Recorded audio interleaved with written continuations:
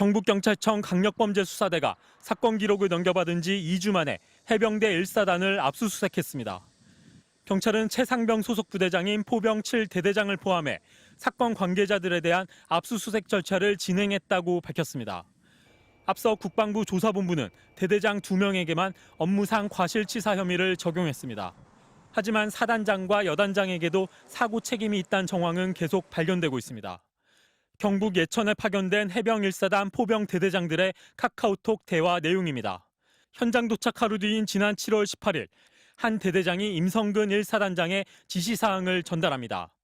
이번 작전은 한 달 작전으로 시행할 것, 간절한 군인 정신과 임무 안수를 교육바람, 호우 피해 복구 작전이란 용어 사용 철저 등의 내용이었습니다. 사단장 지시는 계속됩니다. 5분 후엔 지금 사단장님 전화 지시 중 1시간이 조금 지난 뒤엔 사단장님이 숙소에 오셔서 여단 주임원사에게 왜 이렇게 현장에 늦게 도착해서 느릿느릿 작업하냐고 이야기했다고 말합니다. 구체적인 수색 계획에 대한 대화도 오갑니다. 포3, 포7이 미호, 간방 인근 수변에 집중하자. 나는 지금 경진교에 있다. 그리고 여단장이 이 내용을 확인해 승인했다고 덧붙입니다. 상기 병력운용 7여단장 보고 완료 승인. 대대장 윗선 지휘부가 현장에서 수차례 지시를 내리고 승인까지 했던 사실이 드러난 겁니다. 수중 수색 작전과 관련해 내가 그렇게 지시하지 않았다. 직접 혼자서 지시한 건 없다고 말한 걸로 알려진 대대장 발언과도 일치합니다. 현장에서 구명조끼나 로프를 준비하고 이런 것들에 대해서 지시를 하는 그 당사자, 책임자는 54단장입니까? 해병 1사단장입니까? 그 해병대 사령관이 답변 들었듯이 해병대 1사단장이 맞습니다. 해병대 수사단 수사 결과를 뒤엎은 국방부의 개입이 무리수였다는 정황이 속속 확인되며 외압 의혹 역시 커지고 있습니다.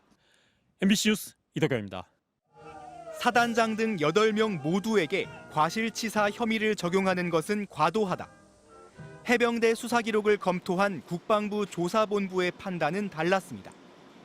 해병 1사단장과 여단장 등에 대해서는 문제가 식별됐으나 일부 진술이 상반되는 등 현재 기록만으로는 혐의를 특정하기 어렵다고 밝혔습니다.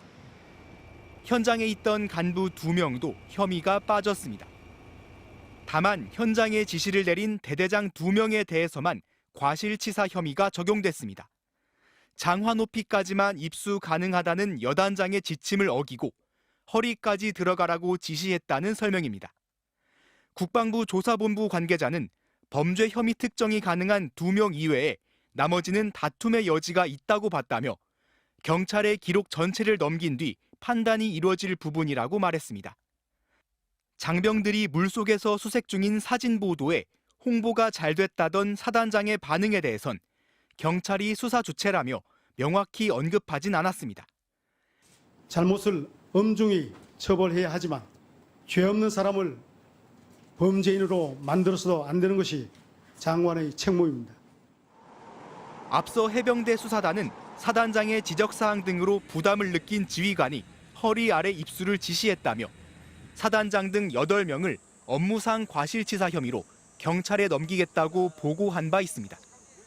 이후 경찰에 사건을 넘기지 말라는 지시를 어겼다는 이유로 해병대 수사단장이 보직 해임됐고 국방부 조사본부가 수사 기록 일체를 넘겨받아 재검토에 착수했습니다. 초급 간부까지 혐의자에 넣는 게 적절한지 검토가 필요하다는 게 그간 국방부의 설명이었지만 결과적으로 사단장 같은 고위 지휘관의 혐의가 빠지면서 수사 축소 논란은 더욱 커질 것으로 보입니다. MBC 뉴스 홍익표입니다. 전 해병대 수사단장 박정훈 대령에 대한 구속영장 청구서입니다. 군 검찰은 지난 7월 31일 열렸던 해병대 자체 회의를 자세하게 적었습니다. 해병대 부사령관은 이 자리에서 장관 지시사항을 전달합니다. 수사 자료는 법무관리관실에서 최종 정리를 해야 하는데 혐의자를 특정하지 않고 경찰에 필요한 자료만 주면 된다. 장관이 현안 보고를 한 이후 조사 결과를 보고해야 한다는 등의 내용이 담겼습니다. 회의에 참석했던 김계환 해병대 사령관의 진술을 군 검찰이 정리한 겁니다. 그동안 이종섭 국방부 장관은 특정인의 혐의를 빼라고 지시한 적 없다고 주장해왔습니다. 혐의자를 특정하지 않고 경찰에 필요한 자료만 주면 된다. 이런 얘기들을 하신 거 맞습니까? 말씀하신 그 혐의자를 포함시키지 않고 보내야 된다. 그런 얘기는 한 적이 없습니다. 이 같은 장관의 발언과 반대되는 내용이 군 검찰이 작성한 영장에 담긴 셈입니다. 이에 대해 국방부는 해병대 부사령관이 잘못 알고 진술한 것이라고 설명했습니다. 혐의를 특정하지 않고 사실관계만 적시해 이첩이 가능하다는 법무관리관 보고와 이걸 박 대령에게 설명해주라는 장관의 지시를 모두 장관 지시로 잘못 이해한 거라면서 혐의 삭제를 지시한 게 아니라고 강조했습니다. 그러나 박 대령 측은 혐의를 특정하지 말라는 것 자체가 수사 개입이라고 주장하며 맞서고 있습니다.